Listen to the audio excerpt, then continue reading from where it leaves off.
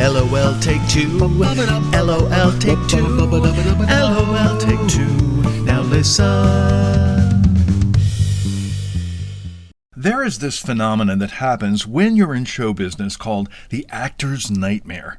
It's a dream you have where you are about to go on stage and suddenly you don't remember any of your lines, or you've had no rehearsal so you don't know where you're supposed to go, and you usually wake up in a sweat. It's terrifying, and I still get them every once in a while. Do other professions have these? I've done a lot of different jobs over the years, and I'll be honest, I've never had a word processing nightmare where I was suddenly running out of toner cartridge. I never woke up in a sweat from an IT nightmare having dreamt that a SharePoint workflow threw an error. Nor do I ever recall having a Montgomery Ward fine jewelry salesman nightmare where I'm selling some poor unsuspecting Midwest couple a piece of junk engagement ring. Wait, well, I guess I didn't have to dream that because I actually did it. Ward's jewelry was pretty bad. The common thread in all actors' nightmares is that you have no control. Which is interesting because in show business, especially as an actor, how much control do we really have? Besides ourselves and our performance, not a whole hell of a lot. In addition to the actor's nightmare dreams I've had over the decades, I had a real-life actor's nightmare back in the mid-1990s. My Uncle Tom, a popular weatherman in Sioux City, Iowa, was killed in a car crash, and I spoke at his funeral. Not only did we bear a resemblance, something I was always proud of, but I got a few laughs from the crowd of 2,500 at his funeral, which was also televised. He was that popular. The station manager called and said he had this crazy idea and would I be interested in auditioning for my uncle's job. I was 31 in a sort of transitioning place in my life and said, yeah, sure. These were the days before weathermen had to be meteorologists. You just had to be entertaining, and my Uncle Tom was certainly that, thus his incredible popularity. The station manager hooked me up with the Los Angeles ABC affiliate for my audition. I was to go in and spend the afternoon with our local weatherman, Dallas Raines, to get some guidance. That's really his name. Then, right after the 5 o'clock newscast, I would jump on set and audition. Sounded easy enough. I spent the day with Mr. Raines and didn't learn anything except he was having people over for coffee and cake that night, and I saw them apply his legendary tan. No, more like Oompa Loompa orange makeup to his face and hands. He went on and did his 5 o'clock forecast and was out of there, obviously hungry for coffee and cake. The newscast ended, and the lovely anchor, Ann Martin, was heading off to her dinner break and wished me luck. The cameramen wanted to go to dinner and threw me up on the set and said, "Action!" Oh my God, I had no idea what to do. This was Actor's Nightmare 101, and it was really happening. I said, "Hi, I'm Tony Adelman, and here's your forecast." I looked at myself on the monitor and was standing in front of a detailed weather map. I just started pointing at things, saying, looks like there's some bad weather up there, so you'll want to stay away from that. My advice would have been relevant if you were a seal swimming off the northeast coast of Newfoundland. I clicked the clicker they had given me, and the screen changed to a map full of temperatures. And it's going to be 85 over there somewhere. Oh, it was just awful. Thankfully, I gave them a good ending. I'm Tony Adelman for Eyewitness News. Big smile.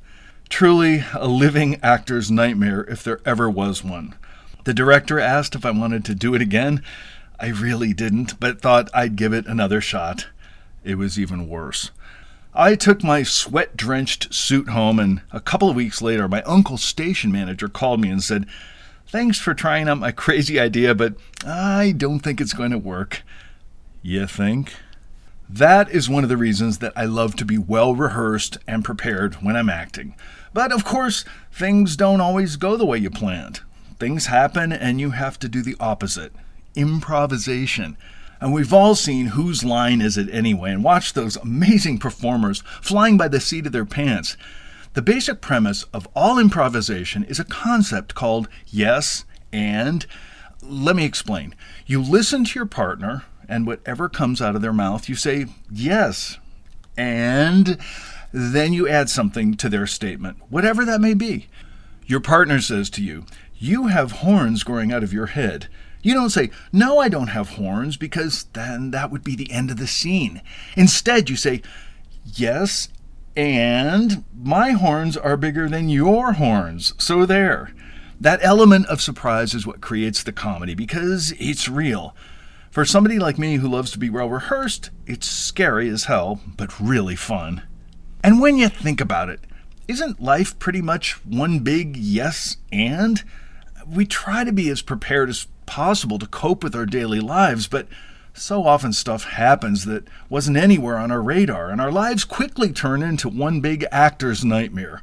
And we either freeze, deny, retreat, or we step up and say, yes, the universe just crapped all over my head, and I'm going to deal with this. I wrote a podcast a couple of years ago called Playing God about the incredible dogs that I have had and how much they have brought into my life. I also talk about the moment in their too short lives when we have to play God and decide their fate. It's one of my most popular episodes. As I've mentioned in many podcasts, Bill and I adopted a 1-year-old white boxer we named Roxy a little over 6 years ago from the Humane Society.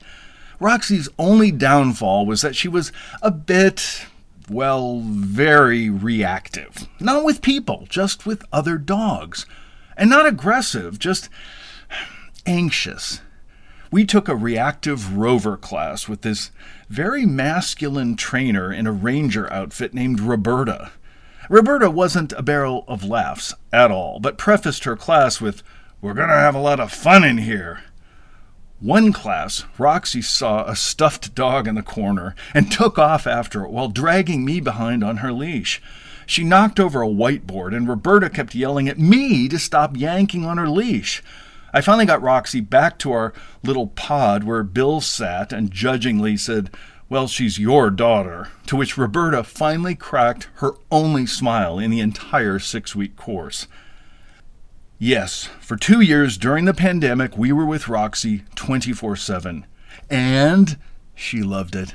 Hell, it was one of the best things about the pandemic for all of us. I was working remotely, and Roxy was by my side every day, keeping an eye on me. We have this awful redneck UPS driver who, when delivering packages, leaves his truck in the middle of the road, blocking traffic, or parks on the wrong side of our street when he does park. One day, it was raining, and he threw a box on our front porch and left. Our porch has a 7-foot overhang, but this jerk left it just outside the overhang, so not only was it sitting in water, but also getting rained on. Bill was fit to be tied, and was also getting ready to take a shower. He threw open the front door, stood behind the screen door, and yelled, "Hey, dumbass, thanks for leaving our package in the rain." This UPS yahoo turns around and starts coming back to the house, like he's going to get into a fight with a senior wearing only jockey shorts. But suddenly, Roxy appears at his side. No growling or anything, just stoic with her Bruce Springsteen boxer underbite, staring this moron down.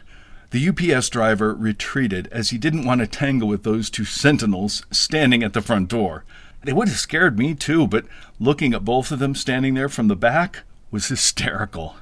Yes, 3 months ago, on a Saturday late morning, I'm out in the backyard, and Roxy is doing her usual backyard thing, when suddenly she stumbles and falls. She gets up and stumbles again. I rush to her on the ground and scream for Bill. I have her in my arms, and Bill's there, and we are helpless to do anything as she fades away. We get her to the ER in quick time, and they do CPR, but our beloved white boxer has died at age 7 from a cardiac incident caused by an undiagnosed condition called boxer cardiomyopathy. Bill and I go home 45 minutes later with no dog and our hearts broken, and we are beside ourselves. The night Roxy died, I had a vivid actor's nightmare dream in which I was in a production of My Fair Lady and playing Freddie Eynsford Hill, having had no rehearsal and was completely panicked. First of all, I'm about 30 years too old to play Freddie. The role of Mrs. Pierce would be a better fit. But I woke up the next morning in a sweat, and my eyes were swollen from crying. As I said in my other dog podcast, it's awful having to play God and put them down, but honestly, having them drop dead on you is no picnic either. No, they just don't live long enough, damn it. And once you adopt them, it's a countdown to having your heart broken. I still look out and see shadows that I think are dog poop in the backyard that I need to scoop up. Oh, the things you miss. The outpouring from our friends and family was incredible. Cards, flowers, messages. Our house looked like forest lawn. Our friend Bonnie called Roxy a movie star as she charmed everybody and was probably the most photographed dog on Facebook.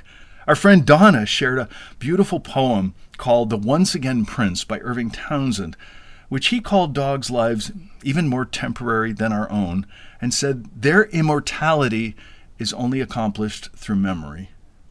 Yes, we still miss our sweet movie star girl. And Roxy's immortality lives on in our minds and hearts through countless memories, especially one of my favorites, the one of a stoic boxer and nearly naked senior standing their ground against a white trash UPS driver. And it makes me smile. LOL take two. LOL take two. LOL take two. Ba ba ba ba ba bum.